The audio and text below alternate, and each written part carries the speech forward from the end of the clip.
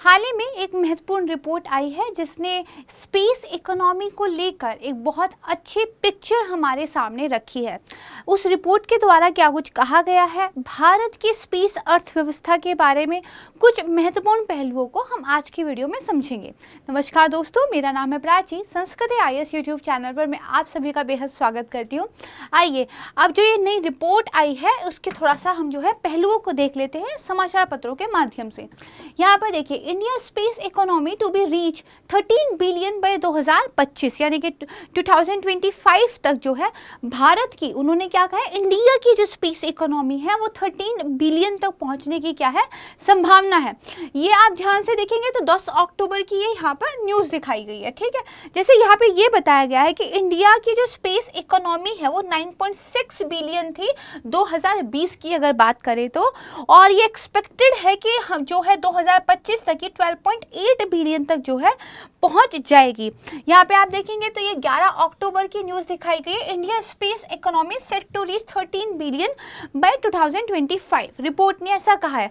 तो सबसे पहला एक स्वाभाविक प्रश्न हमारे मन में उठता है कि आखिर ये रिपोर्ट किसके द्वारा रिलीज की गई है। तो यहाँ पे देखिए, जो इंडियन स्पेस एसोसिएशन है एंड इनके साथ पार्टनरशिप पे जो अर्नेस्ट एंड यंग थे, उन्होंने एक ज्वाइंट रिपोर्ट रिलीज की और इन्होंने कहा कि जो भारत की अंतरिक्ष अर्थव्यवस्था है वो 2025 तक $13 बिलियन तक पहुंचने की संभावना है। ठीक बात है। तो देखिए, जो रिपोर्ट थी वो भारत के अंतरिक्ष पारिस्थितिकी तंत्र की विकसित गतिशीलता पर प्रकाश डालती है और ये कहती है कि जो जैसे जैसे अंतरिक्ष अर्थव्यवस्था का भविष्य बेहतर है, वैसे वैसे जो राष्ट्र के सामाजिक और आर्थिक विकास को बढ़ावा देने की इसकी क्षमता है उसमें भी इजाफा होगा। थोड़ा समझने का प्रयास करते हैं। देखिए, जैसे जैसे आप टेक्नोलॉजी के लेवल पर बेहतर करते हैं तो उसका जो आप कह सकते हैं ना, एक प्रभाव जो है नीचे भी आता है, राइट? क्योंकि आपने स्पेस में अगर कुछ अच्छा किया है तो आपकी जो अर्थव्यवस्था है, जो आपके यहाँ इंडस्ट्रीज है, जो आपके यहाँ अकेडमिया है, उन सब में आपको कुछ ना कुछ अच्छा देखने को मिलेगा। फॉर एग्जांपल, जैसे जब हम गगनयान मिशन वगैरह के लिए काम कर रहे हैं तो उसमें बहुत सारी चीज़ें देख रहे हैं। जैसे हम ये देख रहे हैं कि जब अंतरिक्ष यात्री स्पेस में जाएंगे तो उनकी हेल्थ को कैसे अच्छा रखा जाए, और उस दौरान हमें कुछ बातें पता चलेंगी, उनका यूज़ हम अपने यहाँ मेडिकल साइंस में कर सकते हैं। ठीक बात है। इसी तरह बहुत सारे सैटेलाइट्स वगैरह जो है लॉन्च करते हैं, उनमें से कुछ जो है हमें डिफेंस में काम आते हैं, कुछ जो है हमें इंडस्ट्रिया के लिए काम आते हैं, कुछ हमारे लिए जो है मौसम की भविष्यवाणी करते हैं, मौसम पे हमारे पूरा का पूरा एग्रीकल्चर टिका हुआ है।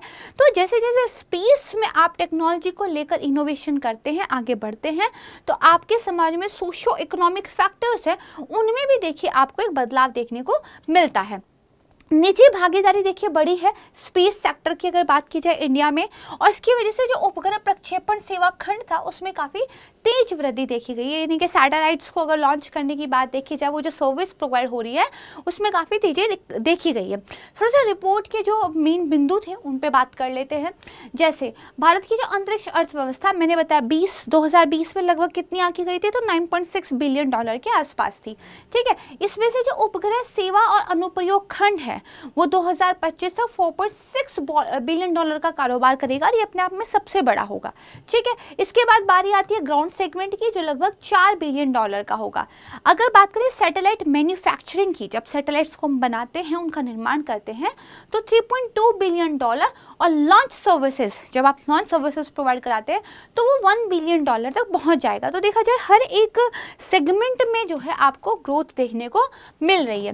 रिपोर्ट में देखिए ये भी कहा गया है, क्योंकि जो प्राइवेट एक तरीके से पार्टनरशिप है, ठीक है, वो बढ़ रही है। टेक्नोलॉजी, अलग अलग तरह की जो कटिंग एज टेक्नोलॉजी है, न्यू जो टेक्नोलॉजीज है, उनको हमारे द्वारा अपनाया जा रहा है। तो जो लॉन्च सेवाएं हैं उनकी लागत देखिए हमारे यहाँ कम है। ठीक है, जितना ज़्यादा आप कह सकते हैं निजी प्लेयर्स आएंगे उतना ज़्यादा कंपटीशन इंक्रीज होगा। जितना ज़्यादा कंपटीशन इंक्रीज होता है तो मार्केट थोड़ा सा क्या है, इफेक्टिव हो जाता है।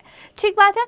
दूसरा क्या है, जितना ज़्यादा आप टेक्नोलॉजी इनोवेशन करते हैं तो आप कॉस्ट का भी ध्यान रखते हैं कि हम ऐसे टेक्नोलॉजीज बनाएं जिससे कॉस्ट पे जो है हमें अच्छा फ़ायदा देखने को मिले, और इन सब की वजह से कम लागत वाली सर्विसेज अगर आप प्रोवाइड करा पाते हैं, अगर देश में एक कंपटीशन है कि अलग अलग देश जो है अपने सैटेलाइट्स को लॉन्च करवाना चाहते हैं और आप सस्ती सर्विसेज ऑफर कर रहे हैं कि आप हमें दीजिए, हम जो है सस्ता आपका लॉन्च कर देंगे सैटेलाइट, तो आपको मार्केट में मतलब बढ़ोतरी मिलेगी, आपके लिए अच्छा होगा। तो वही है। तो देखिए लॉन्च सेवा की कम लागत के कारण जो अंतरिक्ष प्रक्षेपण खंड था 2020 में, जो कि $600 मिलियन आका गया था, उसमें 13% देखिए CAGR से बढ़ने का अनुमान है, और ये 2025 तक $1 बिलियन तक पहुंचने की उम्मीद जताई जा रही है। तो ये काफ़ी अच्छी बात है। इसके बाद अगर स्टार्टअप्स की बात करें, खासकर स्पेस टेक्नोलॉजी के अंदर, तो देखिए 100 से अधिक स्पेस टेक स्टार्टअप है भारत में, और अगर इनके इन्वेस्टमेंट की बात करें तो 2021 में 196% की वृद्धि हमें इसमें देखने को मिली है। अगेन अ गुड थिंग, जितने ज़्यादा स्टार्टअप्स आएंगे उतनी ज़्यादा टेक्नोलॉजी, उतना ज़्यादा इन्वेस्टमेंट, उतनी ज़्यादा एनर्जी, उतना out of the box ideas आपके पास आएंगे। ठीक है, रिपोर्ट ये भी कहती है कि देश भर में जो स्पेस पार्क बन रहे हैं, स्पेस वैल्यू चेन में जो काम करने वाली बड़ी कंपनियां है, ये सब मिलकर मैन्युफैक्चरिंग को बढ़ावा देगा। तो स्पेस में क्या है, आपकी निर्माण गतिविधियों को बढ़ावा मिलेगा, इससे स्किल्ड जॉब जो है आपके यहाँ जनरेट होगी, और कल को जो है लोग इस बात के लिए प्रोत्साहित होंगे कि वो साइंस के फील्ड में भी अपने करियर को बनाने के लिए सोच सकते हैं। ठीक है, देखिए भारत अपनी एक नई अंतरिक्ष नीति लाने के लिए तैयार है। रिपोर्ट ने कहा है निजी उद्योग की भूमिका भारत की वर्तमान मूल्य श्रृंखला में क्रांति पैदा कर सकती है और इस चीज़ के लिए तैयार है, ऐसा रिपोर्ट बोलती है। छोटे उपग्रहों की क्योंकि बढ़ती हुई मांग है, तो देश में उपग्रह निर्माण को बढ़ावा देने के लिए तैयार है। देखिए बड़े बड़े सैटेलाइट्स का खर्चा हर एक देश नहीं उठा सकता, बड़े बड़े सैटेलाइट्स बहुत फ्रिक्वेंटली लॉन्च भी नहीं होते हैं, लेकिन जो छोटे सैटेलाइट्स हैं जो अलग अलग उद्देश्यों के लॉन्च किए जाते हैं, वो लगभग हर देश की ज़रूरत है इस वक्त पर, राइट। और छोटे छोटे सैटेलाइट्स को अगर आप लॉन्च करते हैं तो आपको बार बार कॉन्ट्रैक्ट्स मिलते हैं, आप उनको बार बार लॉन्च करते हैं, तो इससे पैसा मिलता है क्योंकि लॉन्चिंग सर्विस आप जो है प्रोवाइड करा रहे हैं यहाँ पे। ठीक है, तो रॉकेट से ज़्यादा एक्चुअली सैटेलाइट्स की मार्केट में पैसा है। ठीक बात है। अच्छा, जो अंतरिक्ष तकनीकी कंपनियां हैं उनको अगर हम इंक्यूबेट करते हैं, यानी कि नई नई कंपनीज को अगर हम बढ़ावा देते हैं, तो वैश्विक स्टार्टअप को ये आकर्षित करेगा। ठीक है, बड़े पैमाने पर हम उत्पादन अगर करेंगे, कम लागत लगेगी, ऐसे उपग्रह प्रक्षेपण वाहन की उपलब्धता अगर होगी, तो दुनिया भर से कस्टमर्स की जो मांग है उसमें बढ़ावा होगा। ठीक है, मतलब आप बेहतर सर्विसेज देंगे तो मोर कस्टमर्स के लिए आप जो है मार्केट क्रिएट करेंगे। ठीक बात है। ये तो रिपोर्ट के बारे में था, काफ़ी अच्छी पिक्चर उसमें दिखाई गई थी। थोड़ा सा भारत की अंतरिक्ष अर्थव्यवस्था के बारे में एक जानकारी ले लेते हैं। तो देखिए मुख्य खंड क्या होता है, विनिर्माण मैन्युफैक्चरिंग, जो उपग्रह ऑपरेटर सेवाएं होती हैं वो होता है, फिर उपभोक्ता सेवाएं होती हैं। ठीक है, ये बेसिकली आप जो है अंतरिक्ष में करते हैं। मुद्दे क्या हैं, मुद्दा एक्चुअली देखिए ये है, जहां एक तरफ इसरो के नेतृत्व क्षमता के अंदर भारत का जो स्पेस है, स्पेस जो सेगमेंट है वो काफ़ी अच्छा कर रहा है, जहां गवर्नमेंट एक तरफ नए नए प्रोजेक्ट्स को बढ़ावा देने की बात कर रही है, वहीं दूसरी तरफ बजट भी गिर रहा है। तो यहाँ पे देखिए अंतरिक्ष से संबंधित गतिविधियों के लिए बजट में गिरावट देखने को मिल रही है।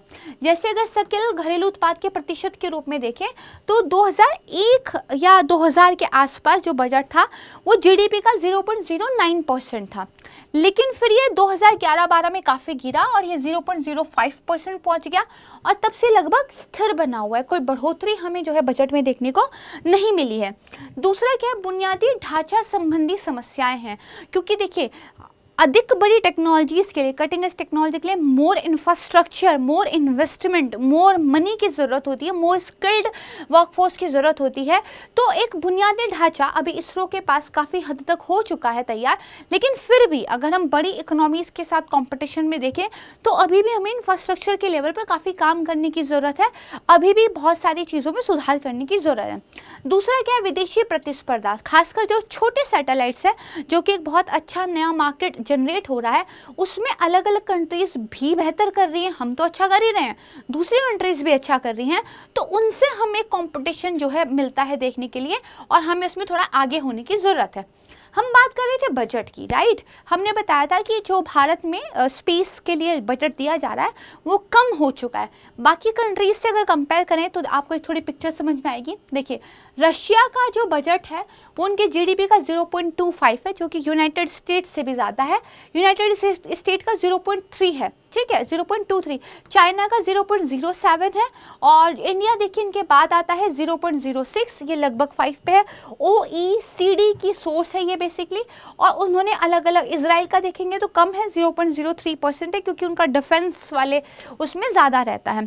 तो हमें देखा जाए तो जहाँ पे 0.3, 0.25 और हम 0.06 पे हैं, तो काफ़ी गैप देखने को मिलता है। तो हमें थोड़ा बजट के लेवल पे काम करने की ज़रूरत है। दूसरा मैंने आपको बताया था, कॉम्पिटिटिवनेस ज़्यादा बढ़ता जा रहा है, ठीक है।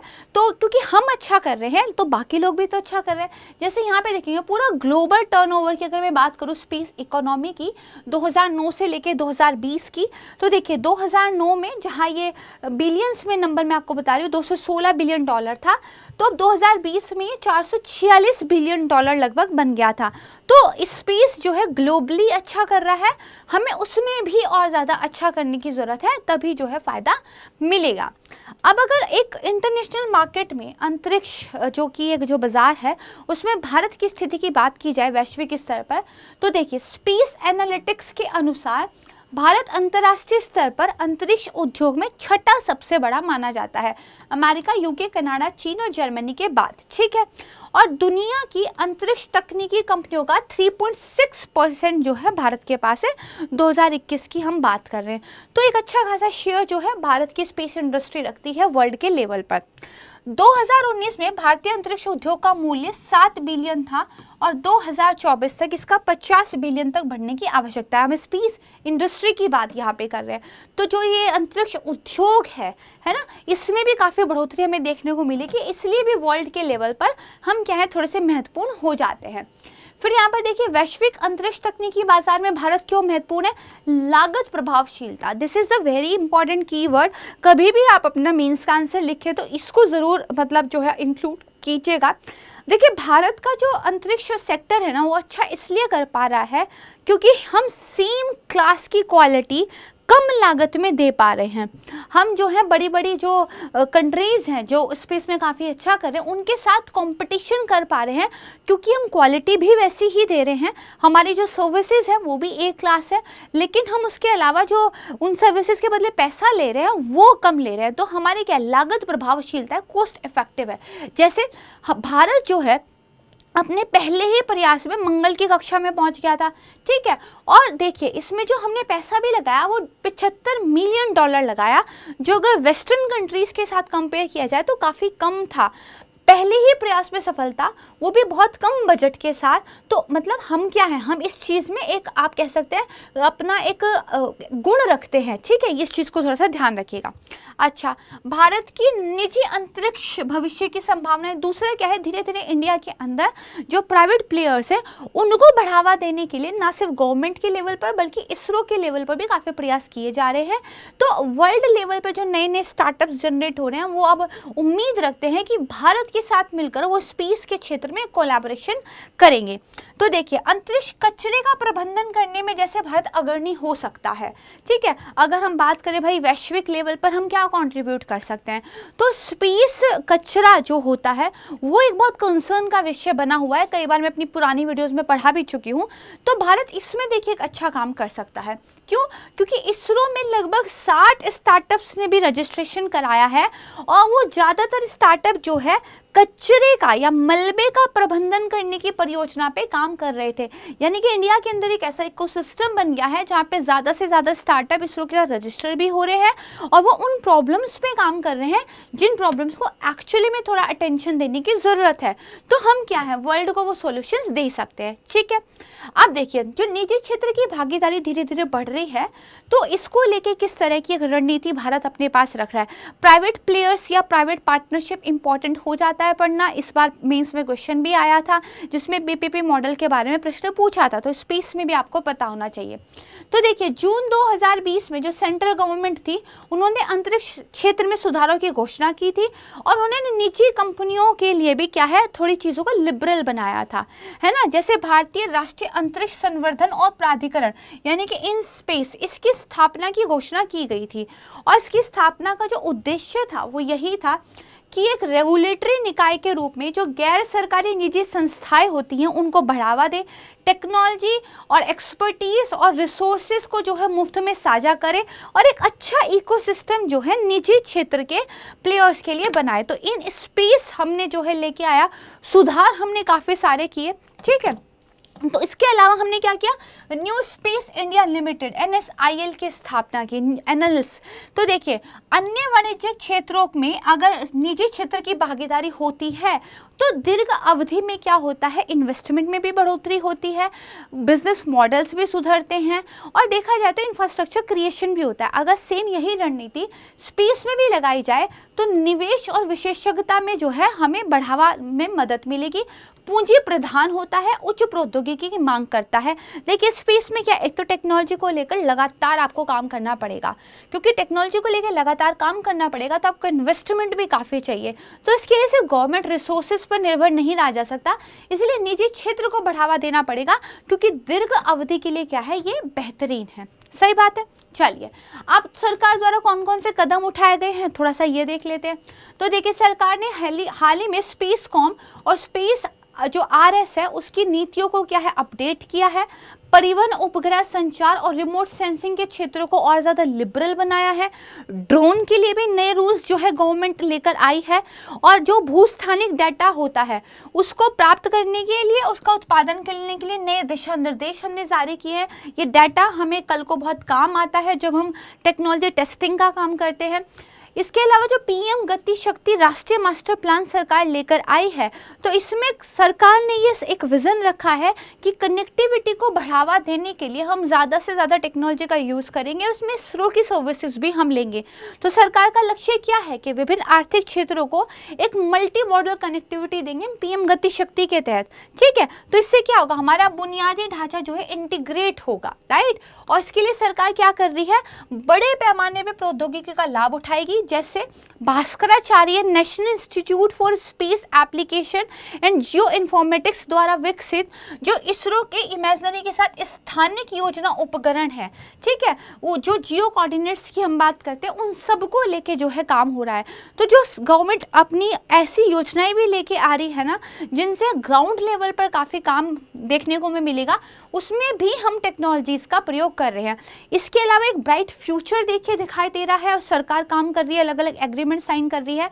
जैसे अगर आप ये देखेंगे कि इसरो ने ऑर्गेनाइज किया था एक academia institute ministry meet for space based astronomy missions. तो इसरो की तरफ से अलग अलग मीटिंग्स अरेंज की जा रही हैं, गवर्नमेंट की तरफ से अलग अलग मेमोरेंडम स्टैंडिंग जो है साइन किए जा रहे हैं, ताकि स्पेस के सेक्टर में इंटरनेशनल लेवल पर, प्राइवेट लेवल पर मोर कोलैबोरेशन किए जा सके और नए नए प्रोजेक्ट्स को जो है लॉन्च किया जा सके, ठीक बात है। तो यहाँ पे हमें ये चीज़ समझ में आती है कि स्पेस जो इकोनॉमी है, ठीक है, उसको लेकर क्या है, काफ़ी एक अच्छी सी पिक्चर दिखाई दे रही है। तो आगे के कुछ सुझाव देख लेते हैं। तो देखिए जो रेगुलेटरी कुछ बैरियर्स होते हैं उनको दूर करने के लिए और साथ में FDI को बढ़ाया जाए, इस चीज़ को लेके काम करना होगा। प्राइवेट प्लेयर्स के द्वारा छोटे उपग्रहों का कमर्शलाइजेशन हो, इस चीज़ के लिए काम किया जा सकता है। उपग्रह और जो अन्य अंतरिक्ष यान होते हैं उनके लिए निजी कंपनियों को स्वतंत्र प्रक्षेपण के लिए समाधान दिए जाएं, इसको बढ़ावा दिया जाना चाहिए। स्टार्टअप्स के लिए जो लागत प्रभावी पूंजी है उस तक पहुंच को सुगम बनाया जाना चाहिए, इनके स्टार्टअप्स को आप मोर कैपिटल प्रोवाइड करा सके। और देखिए इन सारी चीज़ों को करना के बाद तो अच्छे रिजल्ट आएंगे। अभी भी देखिए इंटरनेशनल लेवल पर इंडिया के स्पेस सेक्टर को लेके काफ़ी ऑप्टिमिज्म है। जैसे foreign companies are looking at India for satellite manufacturing, यानी कि विदेशी कंपनियां भी भारत की ओर देख रही हैं अगर सैटेलाइट्स के विनिर्माण की बात हो तो। क्योंकि देखिए Space Park can significantly improve the unit economics of satellite manufacture by using shared resources। जो हम स्पेस पार्क्स बना रहे हैं उसमें हम रिसोर्सेज को शेयर करेंगे तो पर यूनिट जो हमारा कॉस्ट बैठेगा वो कम बैठेगा, जिससे हमारी वही लागत प्रभावशीलता आएगी और हमें कॉम्पिटिटिव एज जो है इससे मिलेगा। ठीक बात है, छोटा सा टॉपिक था, हमने समझ लिया अच्छे तरीके से। रिपोर्ट याद रखिएगा किसके द्वारा लॉन्च की गई है, तो उससे जो है आपको थोड़ा सा PT में भी हेल्प मिल जाएगी। बाकी मीन्स के लिए काफ़ी सारे पॉइंट्स आप यहाँ से ले सकते हैं। बहुत जल्द मिलूंगी एक नई वीडियो के साथ, तब तक के लिए अच्छे से पढ़ाई करते रहिएगा। नमस्कार, धन्यवाद, जय हिंद।